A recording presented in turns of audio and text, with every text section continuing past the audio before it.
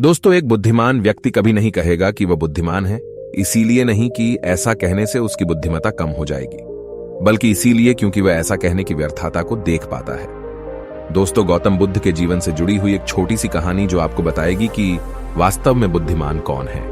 एक नगर में एक लड़का रहा करता था और उसका दिमाग बहुत तेज था और उसकी खासियत यह थी कि वह किसी भी चीज को बड़ी जल्दी और आसानी से सीख लेता था।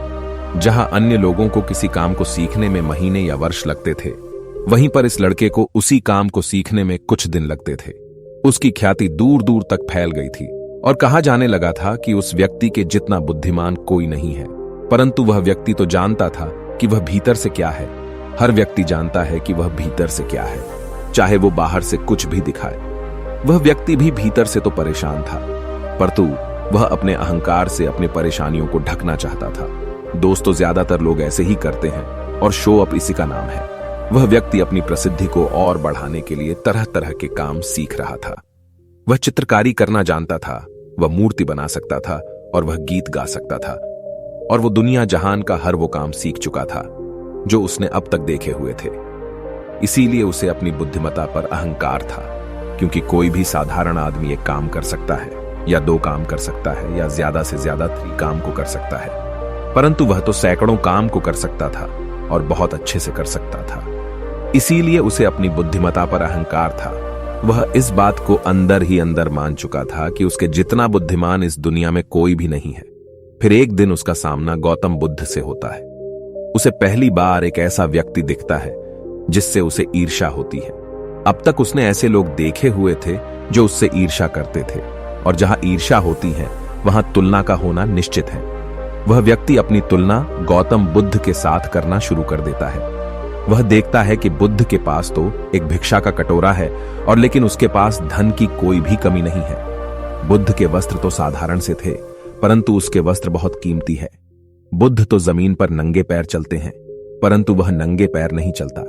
इसी तरह से वो आदमी सैकड़ों चीजों से अपनी तुलना गौतम बुद्ध के साथ करने लगता है, परंतु हर तुलना के बाद भी वह पाता है कि उसकी ईर्ष्या बुद्ध के प्रति 1% भी कम नहीं होती।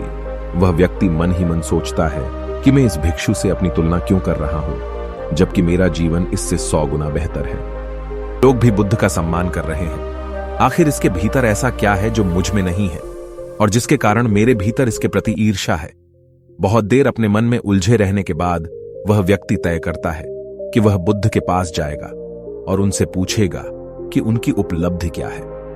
वह व्यक्ति अपने सेवकों के साथ बुद्ध के पास जाता है और उनसे कहता है कि मैं इस इलाके का सबसे बुद्धिमान व्यक्ति हूं, और आप अपने आसपास जो भी देख रहे हैं मैं वो सब करना जानता हूं। किसी भी कार्य को सीखने में मुझे बहुत ही कम समय लगता है। सभी लोग मेरा सम्मान करते हैं, परंतु इस सब के बाद भी मेरे भीतर आपके लिए ईर्ष्या है।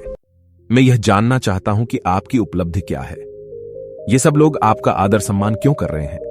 उसके बाद बुद्ध कहते हैं कि वैसे तो मेरी कोई उपलब्धि नहीं है, परंतु तुम कह सकते हो कि मेरी एक उपलब्धि है। वह व्यक्ति पूछता है कि क्या मैं जान सकता हूं। तो फिर उसके बुद्ध कहते हैं कि मेरी एक उपलब्धि है कि मैं सभी उपलब्धियों को छोड़ चुका हूं। वह व्यक्ति बुद्ध से पूछता है कि मतलब मैं कुछ समझा नहीं।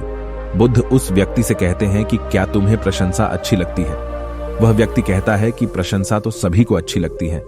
उसके बाद बुद्ध कहते हैं कि क्या तुम्हें निंदा अच्छी लगती है। तो वह व्यक्ति कहता है कि भला इस दुनिया में कौन है जिसे अपनी निंदा अच्छी लगे।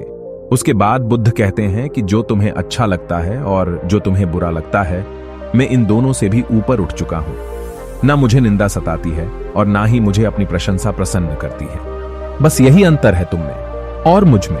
और उसके बाद वह व्यक्ति बुद्ध से कहता है कि परंतु यह कैसे संभव है। बुद्ध मुस्कुराते हैं और उस व्यक्ति से कहते हैं कि तुमने सैकड़ों काम सीखे, लेकिन एक सबसे जरूरी काम को तुम सीखना भूल गए। वह व्यक्ति बुद्ध से पूछता है कि कौन सा काम बुद्ध। बुद्ध कहते हैं कि अपने मन को नियंत्रण करना। क्या तुम्हें आता है। बुद्ध की वह बात सुन वह व्यक्ति समझ जाता है कि ईर्ष्या का यही कारण था। उसके बाद बुद्ध कहते हैं कि जिस व्यक्ति ने सारा जगत को जीत लिया लेकिन अपने मन को नहीं जीता, उसने कुछ भी नहीं जीता। और जिसने अपने मन को जीता परंतु अपना सब कुछ गवा दिया, फिर भी उसने सब कुछ जीत लिया।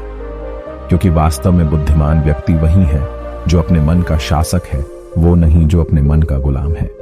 गौतम बुद्ध के इन शब्दों को सुन उस व्यक्ति का अहंकार टूट जाता है और वह व्यक्ति बुद्ध से कहता है कि क्या आप मुझे अपने मन को जितना सिखा सकते हैं?